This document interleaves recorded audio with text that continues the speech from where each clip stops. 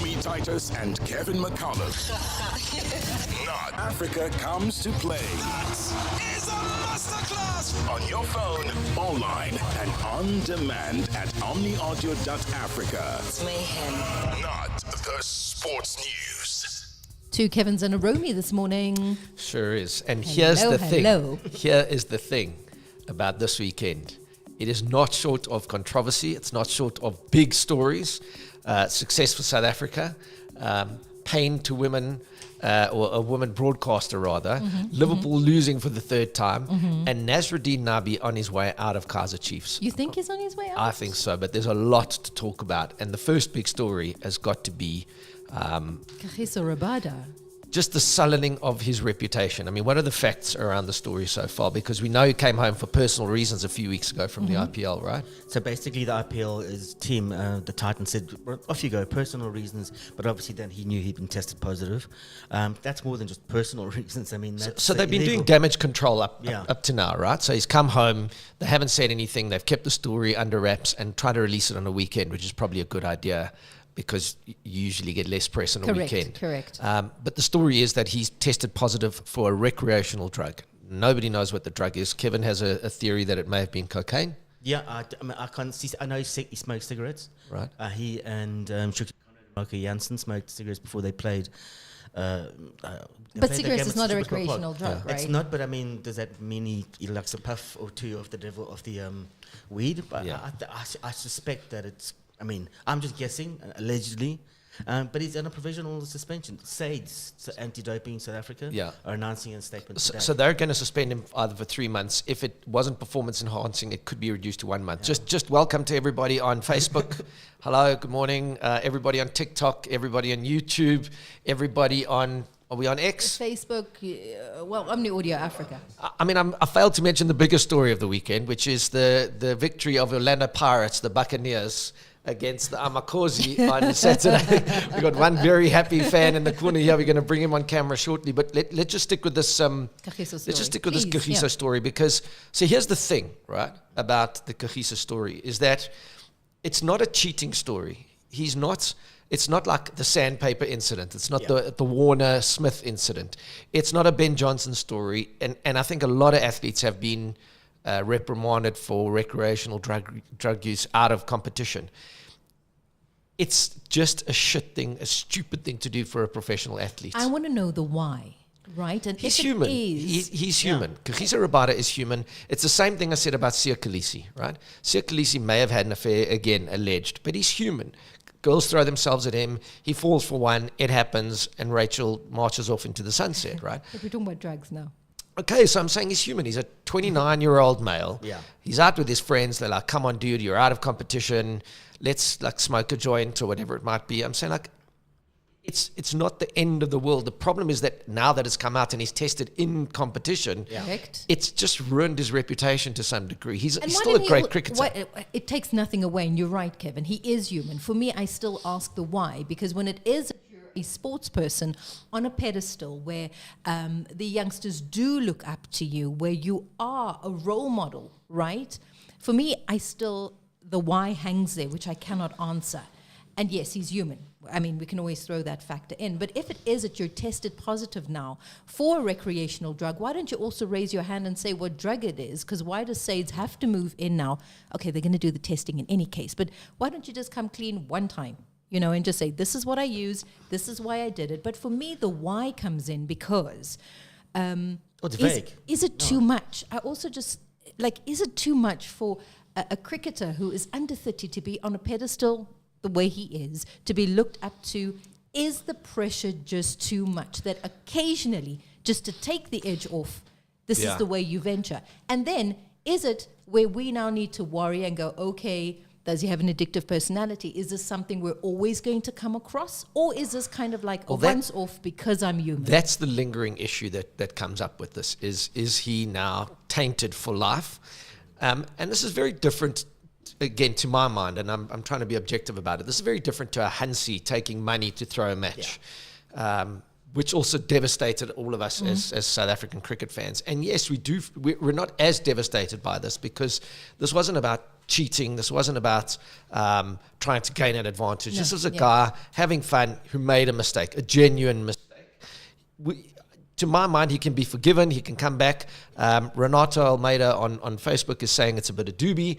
We don't know. No, Either way, I'm saying, like, as the South African public, we also need to be aware that these sportsmen, while they are icons, are humans. They're humans too. So I just think I think people are upset more than angry. People are like, dude, why the fuck did you do that? As opposed to, you cheat, you did this. It's a very different thing. And hopefully he does play in this Test series in July against England, because we need him.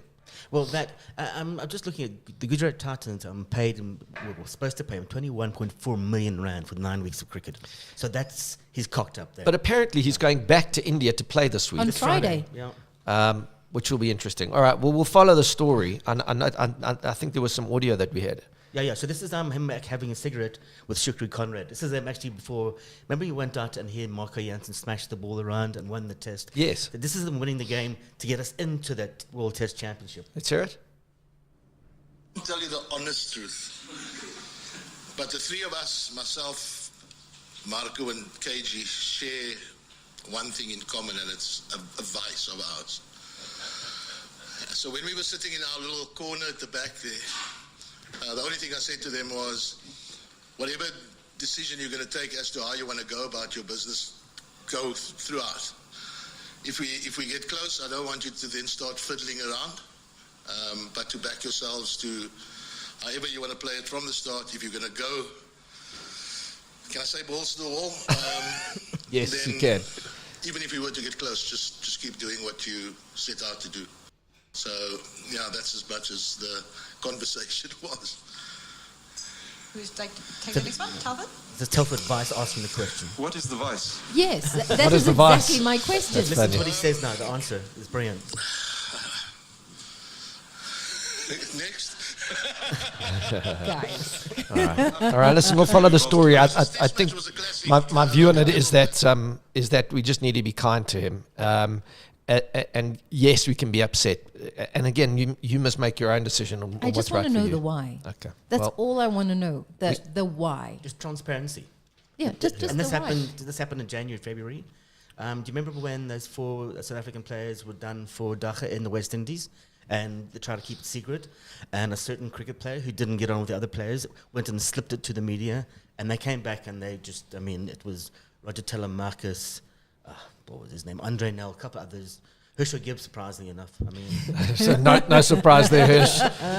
Always, and that's a great segue to bring in Mdu, who's a big Orlando Pirates fan. Come over here. Mdu usually sits behind the production desk. Come this side so everyone can see you on all the cameras there. You'll catch him on all the different cameras. But just tell me what your thoughts were on Pirates win this weekend. We need to see your face. Yeah. I mean, the biggest team in Africa had to win. We all knew that this was an easy one for us. However, I'm just disappointed in our attack. I still think we need new strikers. Evidence Mahupa is washed. Tsukhufatso Mabasa is also washed. They're not doing the job. We always depending on Mfukeng or Mhankota to do the job, which I'm not really convinced. Like in the words of Mr. Tovila, guys, we need Saleh. Give us Cup. The team needs Saleh. So we must just squash the beef and play him. But Kaizer Chiefs, they need to improve. They need to fix their house. They need to fix their house. There's a roof that's leaking there, and Bobby's just watching things happen. Quite. Wait. There's another derby this week. And Nasruddin Nabi, the Kaizer Chiefs coach, should he lose this one, I think that's the end of his career at Chiefs. Yeah. I think whether he wins it or not, he needs to leave. He clearly doesn't understand South African football. He doesn't understand our philosophy. I mean, even the legends are saying that the Chiefs, Pirates, Mamelodi Sundowns, we need local coaches because they understand our football. They understand how we play. You can't expect just because he did well in Tunisia that he's going to do well in SA. This is a different ball game. We don't play that tiki-taka kind of football. We like attacking and we like holding on to the ball. So he's playing wrong players. Mfundo Vilagazi is not Kaizer Chiefs material.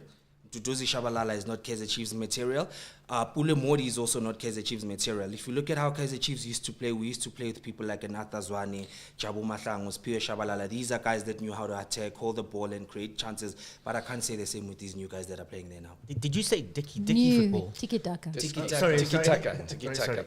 Well, listen, if you didn't watch the derby, I mean, a sold-out crowd, they had to delay the start of the game by, I think, 30 minutes because just crowds too many fans. Yeah, crowds were coming in slow. It was full. I mean, it was great to see FNB full.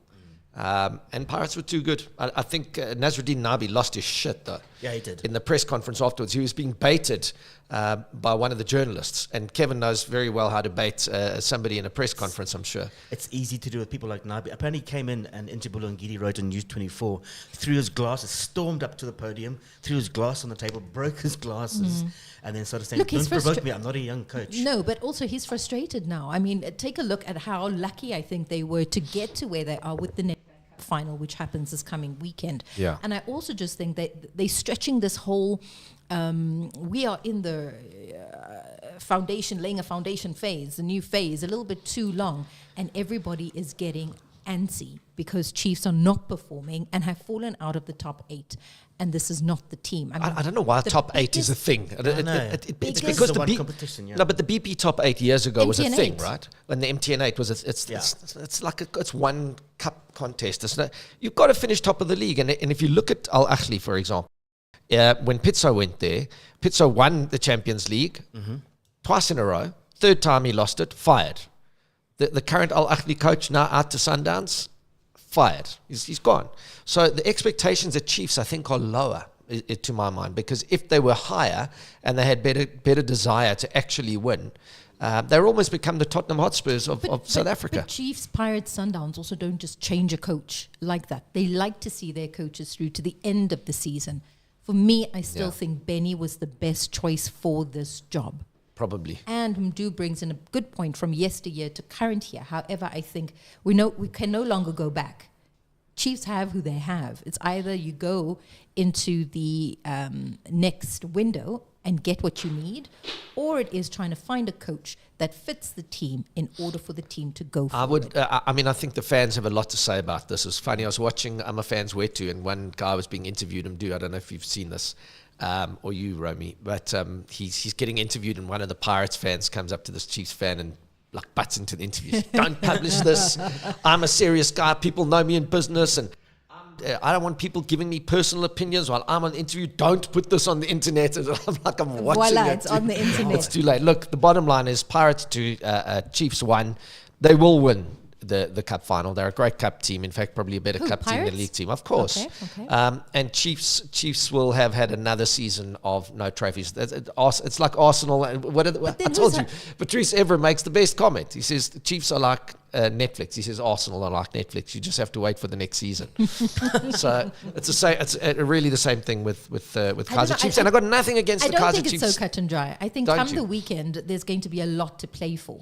And Chiefs know what is at stake. And then do they come and just up the ante a little bit? I don't think derbies are ever I just don't think they're good enough.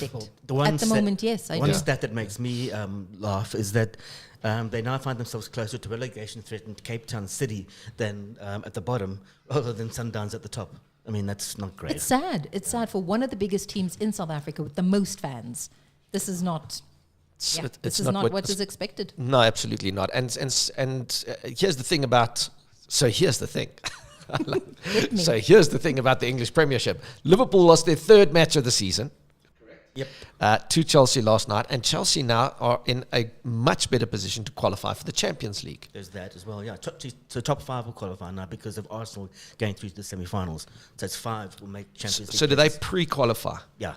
And Man United, should they win the Europa Cup, will also qualify. Exactly that. But they have to go into the qualifying stage. But now they have to, they do have to. But now they need to win Europa League. They just lost on the weekend again. Danny de Ligt apparently is injured again. Yeah, they lost 4-1 to Bournemouth. I mean it's goddamn embarrassing. It is rather. I mean, it's just... Was it Bournemouth or Brentford? It was Brentford. Brentford. But Brentford looked good.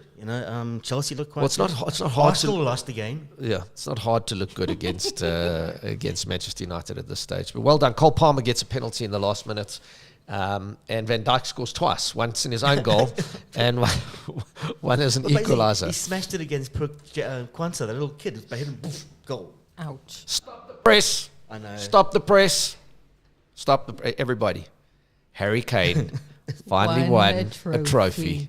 I mean, that is headline shit right there, right? No? 14 years he's waited for a major trophy. And that means 694 games without winning a trophy. Wow. So Bayern Munich are 500 finally appearances. champions. I mean, you've got to feel happy for him. Yeah.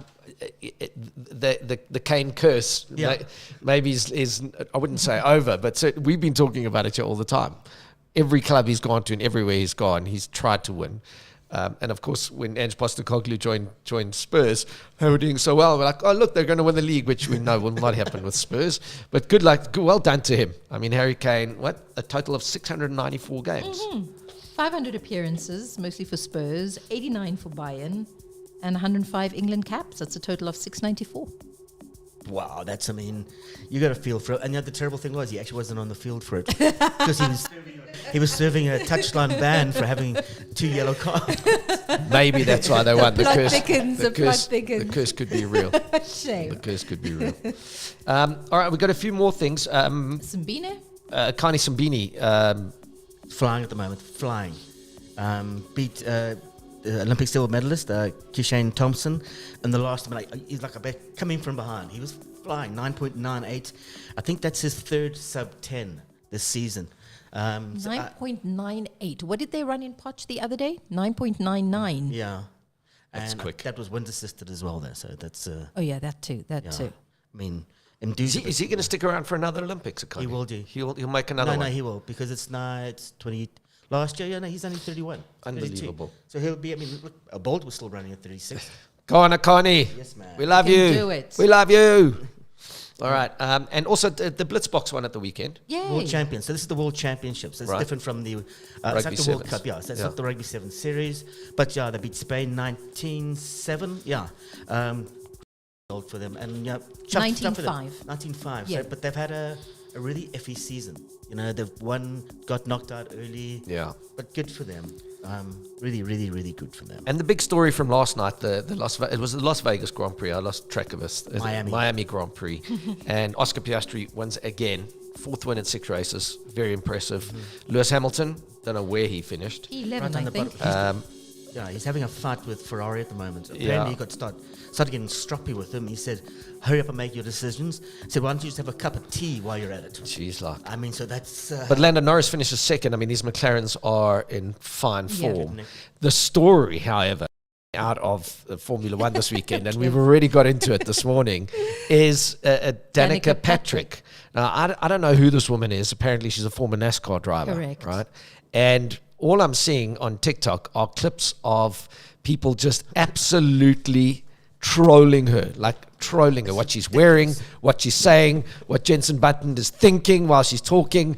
And of course, in the last couple of weeks, there's been a lot of argy-bargy between around female commentators and female representation in sports broadcast. Ian Wright's been having a fight with one of the Sky pundits who she said that he wasn't giving females a chance in football commentary, and he's the biggest thing in female football commentary. He's come back at her saying, I've supported you. I don't think Jenson Button said anything about Danica Patrick, but the public opinion is certainly not on her side. It's not. And my comment to Romy this morning was, is this because she's a woman or is this because she's bad? Probably because she's a woman. I think, honestly, sometimes I feel just by virtue of the fact that we're born female, that in itself is like a death sentence, especially if you are in sport. But also, I take a look at all the comments there. I think Coulthard also had like a little bit of a throw in there, and everybody just doesn't seem to like her. And for me, it's again about the controversy of not being liked. Take a look at what he has done recently with Minnie Dlamini, right? Oh my God. So if you put that side by side and you take a look at Danica giving her own ins and outs as to how she sees everything, not being appreciated. But then again, we're talking about her today, which means that is now what's going viral. And is that not the world that we live in, is to say the wrong thing, to have the best conversation, and to get all the clicks and the likes and the hearts and the whatever. And I don't think she's going anywhere. I think she's going to stay. And eventually everybody's going to warm up to her. I think Sky clearly want to bring a more American audience closer to Formula One. It's a big market for them. It makes sense to have an American pundit in that crew, but maybe she isn't the right person. Maybe not, but I mean, are you going to do what they did to the F1 driver the other day? I think it was like his first or second race, and then they just pulled him out. Liam That's Lawson, it. yeah. I guess you're going to have to. I mean, she's going to have to warm up to the audience, and I don't think pulling her out now just because there's some negative comments makes any sense. She wore a bed sheet to the game. I didn't think it was a bed sheet. It looked like you a like bed what sheet. you like. It's okay. But so, great woman presenter on Formula One, Naomi Schiff. Born in Belgium to a Belgian father, Rwandan mother, brought up in South Africa. You can hear the accent. Go-karts for South Africa. I think they're called more than go-karts. So karts for South Africa. Yep. She is sharp, clever, on the nose all the time. I think I've seen her. Yeah. I can't say much about this Danica character other than the few 10-second you've clips been that I've seen of her. Yeah. But nevertheless, it is a big story about, you know, the I guess the gender representation in sports commentary in general. And are there many? That's the other thing. I mean, take a look in South Africa and also how we struggle to find, you know, women who follow the F1, women who follow boxing, women who can commentate football, for example. And I don't think that they're not there. They're there. They're just like, this is my hobby, this is my passion, I'm going to stick in my corner, because if it is that I try and flourish on a platform or learn on a platform that is live and I'm open to that criticism, I think people take it too far. So where are the women? They're just like, peace out, guys. I'm not about to deal with all that stress. And I don't think that the platform is welcoming enough, tolerant enough, and maybe give women the space and the time to grow as much as men did. It's still pretty much a boys' club, and the boys have no scam saying exactly how they feel about the women. Have you tried soccer commentary? Or I want to. Yeah. I really want to. I want to try boxing commentary as well. So I actually asked one of our commentators over at Supersport to teach me the boxing. Like, let me go and then just pinpoint, like, not this, not that, and not this, not that. But commentary, it is something that's up my sleeve. It's a tough game. All right, we got Mtor standing by. He's going to be joining us in a little while. Am I right? Yeah. All right, so Mtor at the Far Post, I'm sure has got a lot to say about what happened this weekend. The guys where I get my coffee, BC and Tabo, we were talking football this weekend, and they were crying about Pirates lost to Sekhukhune. I don't know, how do you lose to Sekhukhune and then come and beat Pirates? I mean, come and beat Chiefs. But they quite say figure the that team out. that loses before the derby is a team that's going to win. There's Is also that that the theory. None of the Muti there got thrown by the Kaizer Chiefs head of special projects on the field. Is Mtor there? All right, let's get Mtor in there. Mtor, Nabi, shall we start there? I think that's definitely the place to start. Nabi, are you okay? Are Are you okay, Nabi? Nabi, yeah. Is he Nto? okay? Nto? Oh, Nto's not okay. I don't think he's okay. He won last He wasn't season. okay last week either, remember? Yeah, no, yeah. He's got one of those lovely connections. Abdu is having Abdu is finger not trouble. okay. Huh? He's gone full. I think he had a big weekend after Pirates won. As much as he's trying to keep it together here today, Mto. Yeah. Morning. How are you Morning. doing? Good. What a weekend. Is Nabi going or staying, regardless if he bags a trophy this coming weekend? Look, honest truth is, if he wins the Nedbank Cup, he would be the guy that ended a 10-year trophy drought at Kaizer Chiefs. And then so what? That changes the whole. Just a reminder that Eric Ten Hag also won the FA Cup for Man United, they but gave was him still a another disaster. Yeah, and Eric Ten Hag got another contract, and exactly. until, Which but he shouldn't at have. some point- which he shouldn't have. Yeah. At some point, they realized, no man, this guy's not getting us anyway. How would you describe Chiefs' style or the structure under Nabi? I mean, has he changed it? I mean, what is he doing wrong? I mean, is he just playing the wrong players? Is he just playing the wrong style, the wrong format? Yeah, look. I think when Nabi came in, I think from the onset, he was very clear to say, Kaizer Chiefs, you've approached me. You want me to play the way that I played with young Africans and ASFA. So he said to them, the players that you have are not good enough or not suitable, for the kind of way that we want to play, right? And Chiefs assured him, they said, look, we'll sign players for you, right? Which hasn't really happened. And I think for me, Chiefs' issues, I think, are down to poor recruitment over a number of years, right? I'll give you a good example. Kaizer Chiefs go to Golden Arrows. They signed Frederick Cross for 3 million rands. They go to to Orlando Pirates. They signed Bongani Sem for a few millions as well. But Nabi had said he wanted Anderson Cruz, the Petro D. Luanda left wing back. Now this guy, because they couldn't agree on financial terms, right? Now they ended up buying those 2 players who've not been useful for them. I think it was a waste to go and buy those 2 players instead of getting the high quality player. And so that's been Kaizer Chiefs' story for the last couple of. So with Nabi coming in, the mistake that I feel he made was to want to follow his philosophy despite not having the right players for that philosophy. I felt coming into a club like Chiefs, grind results, find a way. If you're going to play helicopter football, get results and get people believing in the project. Make do with what you got, make do with what you've got. Yeah, because football is a results game. I mean, there's no amount of PR that will get you out of poor results. It's impossible. So grind results. If it's helicopter football, but be up there in the top 6, then you can have conversations. Listen, these players are not suited for how I want to play. Buy me 1, 2, 3 players. Then, So I think that's where he made a mistake. But any coach who comes in, takes over with this group of players, I don't think they're good enough to challenge for a league. Rivero, I mean, the latest news as to why it is that he isn't staying? Look, I've known for quite a while that he was not going to stay. One of his,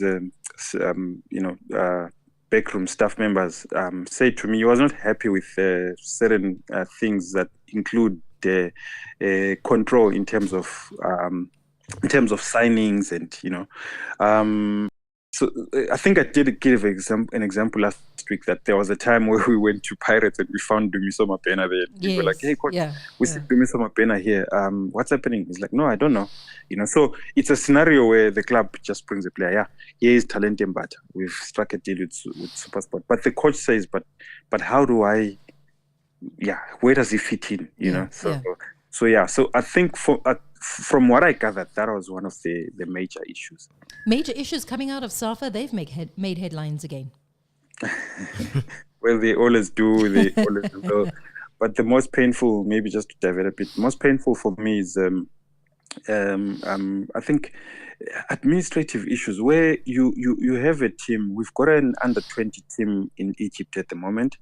Every other team has 25 players, right? You register 21. You also have 4 backup players. SAFA didn't register the 4 backup players. They got the captain got injured. Aseko Diwani had to come back home, and the 4 backup players had to come back home. So they are thin on in terms of options. If there's more injuries, then it's a problem. So, SAFA's it's gonna be an everyday thing, unfortunately. Suffering. It is sad, but I mean, going even further to that, then it trickles down to the ABC Motsepe League teams who have also cited a non-payment of their travel allowance. Yeah, look, and this has been happening for many years. I mean, it's nothing new. Look, I've heard the story. I think about 3 weeks ago, one of the clubs, just crying to say he owed a lot of money. So yeah, it's unfortunate because I think that league is where clubs are struggling a lot from a financial point of view, and they need every cent that they can get, just to help them develop players. So it's just unfortunate. It is indeed. Mthokozisi Dube, editor at the Far Post there. He joins us every Monday to give us the ins and the outs of local football. And, he said it, Nabi, stay, go. And I guess he's got a week before we really know. Well, yeah, it's going to be a big week next week. That's it. Well, this week's also a big week because we've got Tsova Lakazi coming up at 10 o'clock this morning, live on TikTok and all our other channels. We've got Inside South African Soccer. Can't wait to hear what Brad Jakes has to say. Premier League review from Jermaine Agesa and Onakosi in Nigeria and Uganda, respectively. We'll hear from Utandla Webola, keep getting that word wrong, with Celila Make. And we'll catch up with Sean Bartlett. We'll hopefully speak to Gibbs later on this week. There's a lot to discuss. I'll be curious to see what Herschel has to say about this Kagiso story. Okay, and I guess you're waiting for your moment, as we have a few more seconds to say goodbye. What moment? Hate to say I told you so, with your intel from Pirates. Oh, yes, I hate to say. So all of you on TikTok who said to me I was talking shit, I'm going to do one of those videos where you do, see, you said I was lying about my sources. My sources were that he was not happy with the way the club was being managed. Thank you for reminding me. You're welcome. I wasn't going to say it. It's okay. Till tomorrow. Cheerio. Bye. Not the sports news on Audio Africa with Romy Titus and Kevin McCallum.